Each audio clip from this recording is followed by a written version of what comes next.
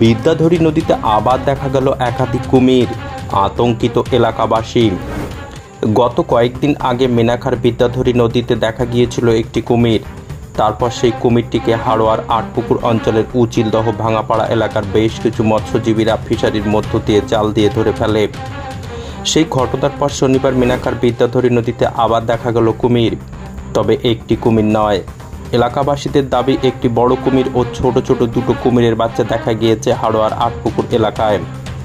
নদীর চড়েও বেশ কিছুক্ষণ ধরে 3টি কুমিরকে একসঙ্গে রোদ পোহাতে দেখেন স্থানীয় বাসিন্দারা। এই ঘটনার পর যথেষ্ট আতঙ্কিত হয়ে পড়েছেন এলাকার বাসিন্দারা।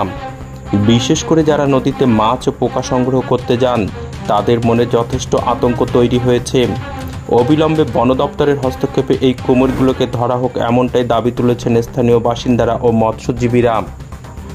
এমএস নিউজ বাংলা চ্যানেলের পরবর্তী খবর সবার আগে পেতে ইউটিউবে চ্যানেলটি সাবস্ক্রাইব করুন, ফেসবুক পেজ ফলো করুন, ফলো বাটন ক্লিক করুন, সেই সঙ্গে খবরটি ফেসবুকে প্রচুর পরিমাণে শেয়ার করুন। এখানে 3টে কুমির দেখেছি আমরা সকালে, ওই 8টা থেকে 9টা নাগাদ। কখন দেখলেন এবং কিভাবে কি দেখলেন? ওই এখানে দেখছি এই নদীর চরে খেলা করছিল, মানে হেঁটে যাচ্ছিল, সেইটা দেখলাম।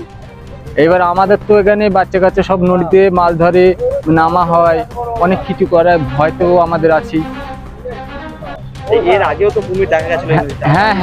হ্যাঁ, এর আগে একটা কুমির ছিল, এখন বুঝতে 3খানা কুমির দেখা গেছে। এখন কি চাইছেন? এখন চাইছি বন দপ্তর কুমিরটা ধরার ব্যবস্থা করুন। আপনি কি আতঙ্কে আছেন? হ্যাঁ, আমরা তো আতঙ্কে আছি। কি দেখলে, এখানে কি হলো?